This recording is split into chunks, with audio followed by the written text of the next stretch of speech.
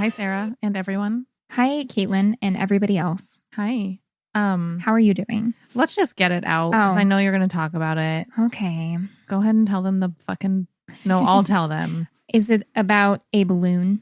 You guys, on the last episode, it's not funny, Sarah. On the last episode, I talked about how I had this dino balloon for my birthday and I tried sucking down the helium and my voice didn't change and I was confused. And it tasted really bad and she felt sick. I was going to leave that part out. Well, one of you messaged me on Instagram and was like, girl, I have to tell you, I got that same balloon for my son's birthday and it's from Target and it's blown up by mouth. So I texted the girl whose house my birthday was at, Christy with the twins, and I was like, hey, like that night immediately, I was like, hey, that dino balloon, like, did you blow that up with your mouth? And then the next morning she was like, yeah, it's from Target. And I was like, oh my God, ew. So Caitlin essentially just inhaled somebody's stale corona breath. Okay, she didn't have coronavirus, but I just had to throw that in there. Sarah texted me and she goes, that's how you would get corona if you got it, by trying to suck down some helium and make you sound like a weird baby. It's true. That is how you would get it. So, yeah. Also, we're bringing back the corner called Caitlin Does Dumb Shit. Yes. And then that's what she did this week. Well, I did something dumb last night. Let's hear it. So, turn the tables. In Phoenix, we've had about 50 days where it's been over 110 degrees every day. And it's only rained one time this summer. It's actually only rained like once in the past 5 months or something. Like it's hardly rained this year at all, right? Yeah, we skipped right over monsoon season. Yeah, it's just not happening. So in the middle of the night, I wake up because I hear rain. And I was like, I opened my eyes and I was like, oh my God, it's raining. Oh my God, it's raining. And so I wake up, I run to the window like I'm going to see Santa Claus out there. You ran to the window? Yeah. That makes this better. And I looked out and I'm like, no, bone dry, nothing. Like, okay, why is it still raining? Because I can still hear it. I see our bathroom light like kind of in the distance. And I was like, I literally thought Evan pissing in the middle of the night was rain, you guys. And I ran to the window excited, only to realize I was just listening to my husband pee in an excited way. That's more embarrassing than my balloon story. You guys, I'm from Oregon. Like, have I forgotten what rain sounds like? I thought it was a single stream of pee. If he was in the shower, that would have made more sense. But he was fucking peeing. Oh my God, next time I pee, I'm going to text you and be like, it's raining outside. Look out your window. I'm just going to pee on my lawn. Please don't. I accidentally peed in someone's front yard once. I didn't know. That was not an accident. I didn't know there was a house there. I was a little drunk and it was in the middle of the night and it was dark.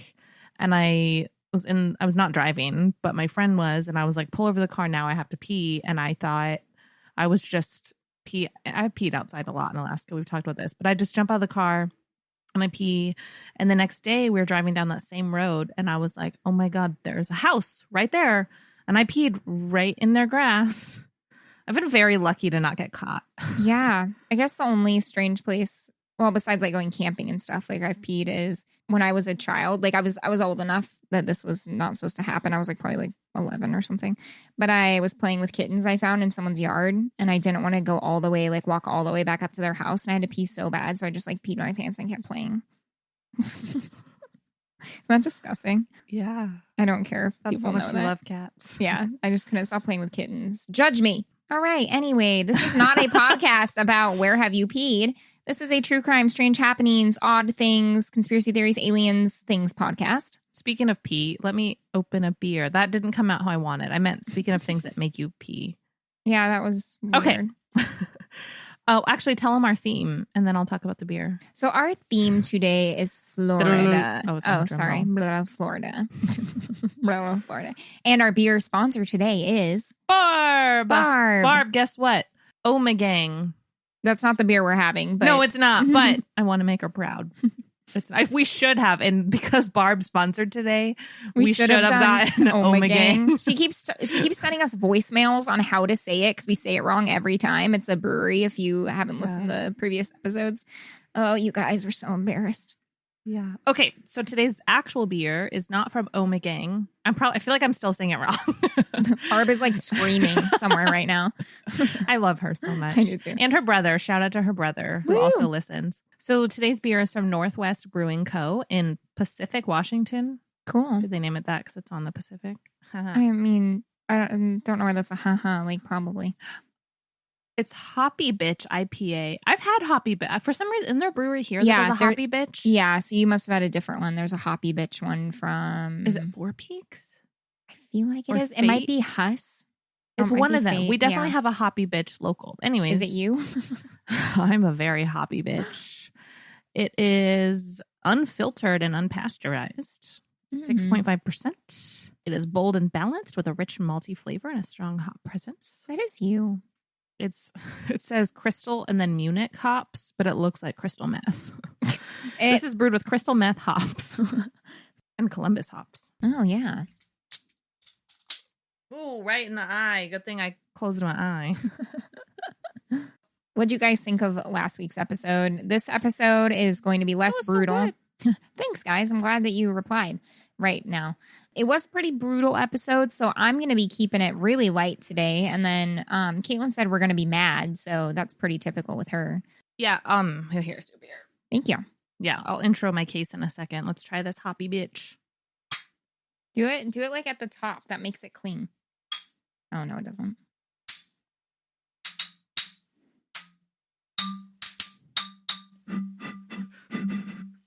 Cheers. Just leave all those weird sounds. Cheers. Ooh, I like this. It's not as hoppy as I'd expect, though. Do you get like a pineapple or mango kind of sense from it? Smell it. It's like pineapple-y. It is. It's fruity, but it doesn't have a fruity. It's a very tiny hint because it's not super fruit forward. No, not at all. And it doesn't have like a sweet finish. It's very bitter. But yeah, you're right. It does have like a fruity-ish. Yeah. Just a little hint. I get that with hazies or unfiltered things a lot, like kind of a sense of pineapple or something, papaya, like something funky fruit.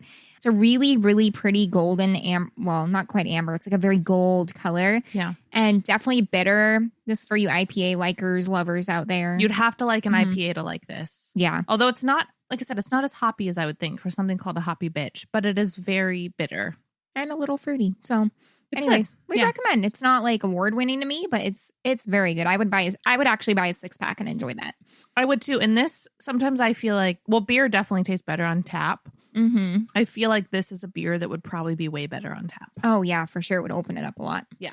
Alrighty. Well, Caitlin's going to go first because her case makes us more mad, I've heard. So. Yeah. So we kind of agree. I broke our agreement. Sarah and I were like, yeah, our last episode was super heavy. Let's maybe try to go a little lighter. But when I came across this case, I was like, I have to tell a story. Like, and that's what we're here. Yeah. This is a story I had never heard of. And it's one that I feel like needs to be told. And the reasons will be obvious when I talk about it. The only trigger warning is violence against women. This is definitely a hate crime against women. Okay. So, but it's something that, I don't know, I just felt like it needed talked about. This case is insane. All right. This isn't keeping it lighter, but you're right. We are here to tell the story. So yeah, this is one of those cases that I'm like, I haven't heard it covered on another podcast. Yes, I just had to do it. So I'm going to tell you the story of the Tallahassee Yoga Studio Shooting. Oh. Had you heard of it? No, I don't think so. Okay. So my sources, Tallahassee.com, this is a paper, is a Tallahassee Democrat, an article by Jeff Berlew and Carl Edders. One thing that stood out to me, and this was, I don't know why, probably because this case is so much about women and violence against women. Every article I found is written by a man. Men, stop. Well, no, it's good that they're telling the story. Men, keep doing this. Washington Post, an article by Steve Hendricks. ABC News, an article by Mark Osborne and Bill Hutchinson. WTXL News, Tallahassee. I thought we were going to say WTF News. WXL, I was trying to sound newsy. Yeah. Tampa Bay Times, WSVN, Channel 7 News Miami, and the Miami Herald, an article by Howard Cohen. All right. Thanks, Howard and Mark and Steve and all you guys. Yeah, thanks. So before I talk about the case, I actually found a lot of information about the victims. So There are 2 murder victims in this story, and I'm going to talk Okay. about both of them first. So 21-year-old Maura Binkley, which is so fucking young, and 61-year-old Nancy Van Vessem, which is also way too fucking young. Yes. Any age is too young. Yeah. They were both tragically murdered by Scott Paul Burrell in 2018. So very recent case. Wow. This is recent. Yeah. Nancy was a doctor. So I'll talk about her first. She was a 61-year-old. Nancy was a doctor who served as the chief medical director for Capital Health Plan. She was caring, respected, dedicated to her career and her patients. Nancy graduated with her medical degree in 1983, and then she did her internship at the University of Utah Medical Center and her residency there in 1985. Her company said about her, quote, "Her dedication, caring, leadership, humanity, and experience made her one of the most respected, inspiring, and accomplished medical professionals in the state and country." Oh, wow. That's such a compliment. She was just a beautiful soul. She loved yoga, and she carried the mindfulness that's taught in yoga throughout her life. She went to yoga multiple times a week, every week. It was her thing. She's dedicated. Yeah. Yeah. A coworker said, quote, "Whatever she touched, she wanted to make better. She just wanted people to be happy and healthy. She basically was all about other people."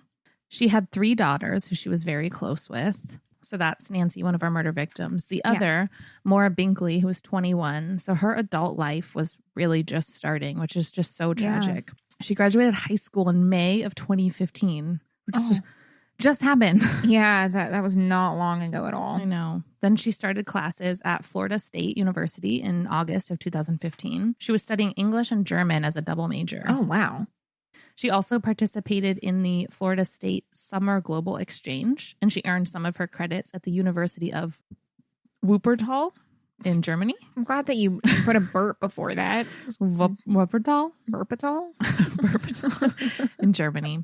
While abroad, she made tons of friends, spent a lot of time traveling around to different places. She was a beautiful blonde bombshell, like in every sense of the term. She was just stunning. Her friends say that, and I, looked at like Facebook posts and stuff. Her friends say she was beautiful inside and out. Like all of the comments on her pictures were like, obviously you're gorgeous, but you're just so kind. Yeah. She was kind, smart, funny. Maura was a writer who had several stories published in a local paper. She was selfless, genuine, and sweet, whose life was just taken at such a young age. Their murderer was 40-year-old Scott Paul Burrell. I don't know how to say it. I don't really give a fuck.